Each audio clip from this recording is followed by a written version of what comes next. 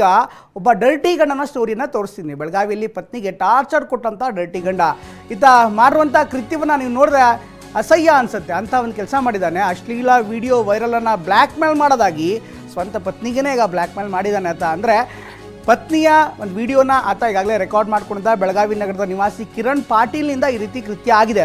ಮತ್ತೊಂದು ಮದುವೆಗೆ ಈತ ಪ್ಲ್ಯಾನ್ ಮಾಡಿದ್ದ ಅಂತ ಹೇಳಲಾಗ್ತಾ ಇತ್ತು. ವಿಚ್ಛೇದನ ಪಡೆಯಲು ಪತ್ನಿಗೆ ಬ್ಲ್ಯಾಕ್ ಮೇಲ್ ಮಾಡ್ತಾ ಇದ್ದ ನಿರಂತರವಾಗಿ. ವಿಚ್ಛೇದನಕ್ಕಾಗಿ ಇನ್ಫ್ಯಾಕ್ಟ್ ಕೋರ್ಟ್ ಮೆಟ್ಟಲೇರಿರುವಂಥ ಪತಿ ಕಿರಣ್ ಈಗಾಗಲೇ ಕೋರ್ಟ್ನಲ್ಲಿ ಅರ್ಜಿ ಕೂಡ ಸಲ್ಲಿಸಿದ್ದಾರೆ ವಿಚ್ಛೇದನಕ್ಕೆ. ಕೋರ್ಟ್ಗೆ ಹೋದ ಬಳಿಕವೂ ಕೂಡ, ಅಂದರೆ ಕೋರ್ಟಲ್ಲಿ ಅಪ್ಲಿಕೇಶನ್ಸ್ ಹಾಕಿದ ಮೇಲೂ ಕೂಡ ನಿರಂತರವಾಗಿ ಪತ್ನಿಗೆ ಕಿರುಕುಳ ಕೊಡ್ತಾ ಇದ್ದ. ಪತ್ನಿಯ ವಿಡಿಯೋವನ್ನು ಕೂಡ ವೈರಲ್ ಮಾಡ್ಕೊಂಡಿದ್ದ. ಅಶ್ಲೀಲ ವಿಡಿಯೋ ಕೂಡ ಕೆಲವೊಂದಿಷ್ಟು ರೆಕಾರ್ಡ್ಗಳಾಗಿತ್ತು ಅನ್ನುವಂಥದ್ದು ಕೂಡ ಈಗ ಮಾಹಿತಿ ಬರ್ತಾ ಇದೆ.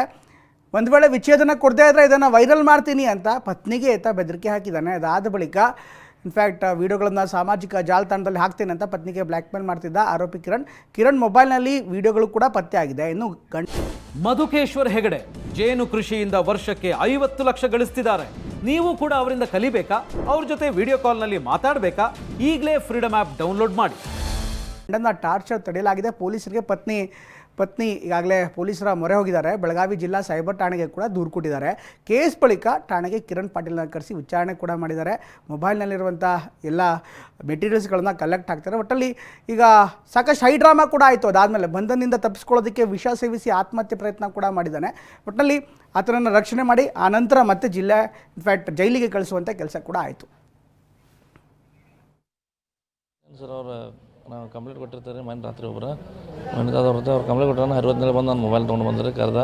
ಇನ್ನು 12-1 ಗಂಟೆಗೆ ಬಂದ್ರಿ ಸ್ಟೇಷನ್ಗೆ. ಬಂದು ಸಂಜೆ ಕೂತೀನಿ. ಸಂಜೆಗೆ ಅವ್ರು ಚೆಕ್ ಮಾಡಿರಿ ನಂದು ಮೊಬೈಲ್ ಬರೀ ನಂದು ತಪ್ಪು ಹೇಳಕತ್ತಾರೆ. ಅವರು ತಪ್ಪು ಹೇಳುವಾರ. ಅವರು ಅದನ್ನು ಬಂದ್ ಮಾಡ್ತಾರೆ ಸರ್. ನಾನು ಬಂದ್ ಮಾಡ್ತಾನೆ. ನಾನು ಅಕ್ಕಿದಾಗ ಬಂದ್ ಮಾಡ್ತಾರೆ. ನೀವು ಬಂದ್ ಮಾಡೋದಿಲ್ಲ ಹಂಗೆ ಅನ್ನಕತ್ತಾರೆ. ಯಾರು ಹೇಳಿದ್ರು? ಯಾರು ರೀ ಅವ್ರ ಹೆಸರು ಗುರುತಿಲ್ಲ ಸರ್. ಹಾಂ ಪೊಲೀಸರು ಸಿವಿಲ್ ಡ್ರೆಸ್ ಮಾಡಿರ್ತಾರಲ್ಲ. ಹಾಂ. ಇನ್ನು ಬೆಳಗಾವಿ SP ಕೂಡ ಈ ಒಂದು ಪ್ರಕರಣಕ್ಕೆ ಸಂಬಂಧಪಟ್ಟಂತೆ ಮಾತನಾಡಿದ್ದಾರೆ. ಅವ್ರು ಏನು ಹೇಳಿದ್ದಾರೆ ಅವ್ರ ಡೀಟೇಲನ್ನು ನೋಡೋಣ ಬನ್ನಿ. ನೋಡೋದಕ್ಕೆ ನಾನು ಕರ್ಕೊಂಡು ಒಬ್ಬ ನೊಂದ ಮಹಿಳೆ ನಮ್ಮ ಪೊಲೀಸ್ ಠಾಣೆಗೆ ಬಂದು ಒಂದು ಕಂಪ್ಲೇಂಟನ್ನು ಕೊಟ್ಟಳು. ಆ ಕಂಪ್ಲೇಂಟ್ ಪ್ರಕಾರ ಅವಳು ತನ್ನ ಗಂಡನಾದಂಥ ಕಿರಣ್ ಪಾಟೀಲ್ ಮೇಲೆ ಈ ಮುಂಚೆ ಒಂದು ಡೊಮೆಸ್ಟಿಕ್ ವೈಲೆನ್ಸ್ ಕಾನೂನಿನ ಅಡಿಯಲ್ಲಿ FIR ದಾಖಲೆ ಮಾಡಿದ್ದು ಚಾರ್ಜ್ ಶೀಟ್ ಆಗಿ ಈಗ ಆಲ್ರೆಡಿ ಕೋರ್ಟಲ್ಲಿ ವಿಚಾರಣೆ ನಡೀತಾ ಇದೆ. ಈ ಮಧ್ಯದಲ್ಲಿ ಅವನು ಅವ್ರ ಜೊತೆ ಈ ಬಗ್ಗೆ ಎಷ್ಟು ಜನ ಮಾಹಿತಿಯನ್ನು ನೀಡ್ತಾರೆ ನಮ್ಮ ಪ್ರತಿನಿಧಿ ಸಹದೇವ್ ಮಾನೆ ಬೆಳಗಾವಿಯಿಂದ ಜಾಯ್ನ್ ಆಗ್ತಾರೆ. ಸಹದೇವ್, ನಿಜಕ್ಕೂ ಕೂಡ ಒಂದು ವಿಚಿತ್ರವಾದಂಥ ಪ್ರಕರಣ ಇದು. ಪತಿಯೇ ಪತ್ನಿಗೆ ಈ ರೀತಿ ಕಿರುಕುಳ ಕೊಡ್ತಾ ಇದ್ದಾನೆ ಅಂತ ಪೊಲೀಸರು ಕೂಡ ಇದನ್ನು ಅರೆಸ್ಟ್ ಮಾಡಿ ಈಗ ಜೈಲಿಗೆ ಕಟ್ಟಿದ್ದಾರೆ. ಬಟ್ ಪತಿಯ ವಾದ ಏನು ಇನ್ಫ್ಯಾಕ್ಟ್ ಪತ್ನಿಯ ವಿರುದ್ಧ ಕೂಡ ಆರೋಪ ಮಾಡ್ತಾರೆ. ಒಟ್ಟಾರೆ ಪ್ರಕರಣದಲ್ಲಿ ಏನು ಅಪ್ಡೇಟ್ಸ್ಗಳು ಸಿಗ್ತಾ ಇದೆ ಸಹದೇವ್? ಪ್ರಮೋದ್, ಏನು ಬೆಳಗಾವಿಯ ನಿವಾಸಿಯಾಗಿರುವಂಥ ಕಿರಣ್ ಪಾಟೀಲ್ ಈತ ಏನಿದ್ದಾನೆ ಕಳೆದ 2 ವರ್ಷದ ಹಿಂದೆ ಏನು ಮದುವೆ ಆಗಿರ್ತಾನೆ. ಮದುವೆ ಆದ ಬಳಿಕ ಕೆಲವೇ ದಿನಗಳಲ್ಲಿ ಹೆಂಡತಿಗೆ ಕಿರುಕುಳ ಕೂಡ ಕೊಡಲಾರಂಭಿಸ್ತಾನೆ. ಅದಾದ ಬಳಿಕ ಮತ್ತೊಂದು ಮದುವೆಗೆ ಈತ ಪ್ಲಾನ್ ಮಾಡ್ತಾನೆ ಅನ್ನುವಂತಹದ್ದು. ಅದಾದ ಬಳಿಕ ಡೈವರ್ಸ್ಗೆ ಅಪ್ಲೈ ಕೂಡ ಮಾಡ್ತಾರೆ. ಕೋರ್ಟ್ನಲ್ಲಿ ಈ ಒಂದು ವಿಚಾರ ಈಗ ಮುಂದುವರೆದಿರುವಂಥದ್ದು. ಈ ಎಲ್ಲ ಬೆಳವಣಿಗೆ ನಡುವೆ ಈ ಪಾಪಿ ಗಂಡ ಒಂದು ಅಸಹ್ಯಕರವಾದಂತಹ ಒಂದು ಏನು ಕೃತ್ಯವನ್ನು ಎಸಗಿರುವಂಥದ್ದು. ಮುಖ್ಯವಾಗಿ ಹೆಂಡತಿಯೊಂದಿಗಿನ ಖಾಸಗಿ ಕ್ಷಣಗಳನ್ನು ಈತ ವಿಡಿಯೋ ಮಾಡ್ಕೊಂಡಿರ್ತಾನೆ, ಫೋಟೋಗಳನ್ನು ಮಾಡ್ಕೊಂಡಿರ್ತಾನೆ. ಇದಾದ ಬಳಿಕ ಯಾವಾಗ ಹೆಂಡತಿ ಡೈವರ್ಸ್ ಕೊಡೋದಿಲ್ಲ ಅನ್ನುವಂಥ ಮಾತನ್ನು ಹೇಳ್ತಾಳೆ, ಆಗ ಈತ ಆಕೆಯನ್ನು ಬ್ಲ್ಯಾಕ್ ಮೇಲ್ ಮಾಡೋಕ್ಕೆ ಶುರು ಮಾಡ್ತಾನೆ. ಸಾಕಷ್ಟು ಬಾರಿ ಹೆಂಡತಿ ಆತನನ್ನು ಮನವೊಲಿಸೋಕ್ಕೂ ಕೂಡ ಪ್ರಯತ್ನ ಪಟ್ಟರು. ಎಲ್ಲೋ ಒಂದು ಕಡೆ ಆತ ತನ್ನ ಹಠವನ್ನು ಬಿಡದ ಕಾರಣ ಬಹುತೇಕ ಸಾಕಾಗಿ ಆಕೆ ಏನು ಪೊಲೀಸರ ಮೊರೆ ಹೋಗ್ತಾಳೆ.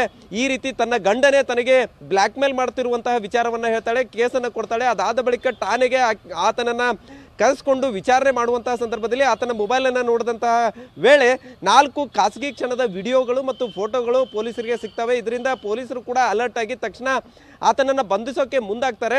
ಯಾವಾಗ ಆ ಎಲ್ಲ ವಿಡಿಯೋಗಳು ಸಿಗ್ತವೆ, ಆತ ಹೈಡ್ರಾಮಾ ಮಾಡಿ ಅಲ್ಲಿಂದ ಓಡಿ ಹೋಗೋಕ್ಕೆ ಪ್ರಯತ್ನ ಪಡ್ತಾನೆ.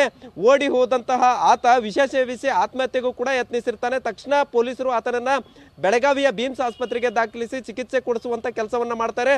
ಆತ ಈಗ ಗುಣಮುಖನಾಗಿ ಬೆಳಗಾವಿಯ ಹಿಂಡಲ್ಗ ಜೈಲಿಗೂ ಕೂಡ ಕಳಿಸುವಂಥ ಕೆಲಸವನ್ನು ಮಾಡ್ತಾರೆ. ಆದರೆ ಆತನನ್ನು ಪ್ರಶ್ನೆ ಮಾಡಿದಂಥ ಸಂದರ್ಭದಲ್ಲಿ ಆಕೆ ಹೆಂಡತಿಯೇ ಅಲ್ಲ ಅನ್ನುವಂಥ ನಿಟ್ಟಿನಲ್ಲಿ ಆತ ವರ್ತನೆ ತೋರಿರುವಂಥದ್ದು. ಅದರ ಜೊತೆಗೆ ಆಕೆ ಕೆಲವೊಂದಿಷ್ಟು ಸ್ಟೇಟಸ್ಗಳನ್ನು ಹಾಕಿದ್ಲು, ಅದನ್ನು ತೆಗೆಯುವಂತಹ ನಿಟ್ಟಿನಲ್ಲಿ ಮನವಿ ಮಾಡಿದ್ದೆ. ಆದರೆ ಆಕೆ ಉದ್ದೇಶಪೂರ್ವಕವಾಗಿ ಕೇಸ್ ಕೊಡ್ತಾ ಇದ್ದಾರೆ ಅನ್ನುವಂಥ ಮಾತನ್ನು ಕೂಡ ಆತ ಹೇಳಿದಿರುವಂಥದ್ದು. ಒಟ್ಟಾರೆ ಆತನನ್ನ ಈಗ ಬಂಧಿಸಿ ಜೈಲಿಗೆ ಕಳಿಸಿರುವಂಥದ್ದು.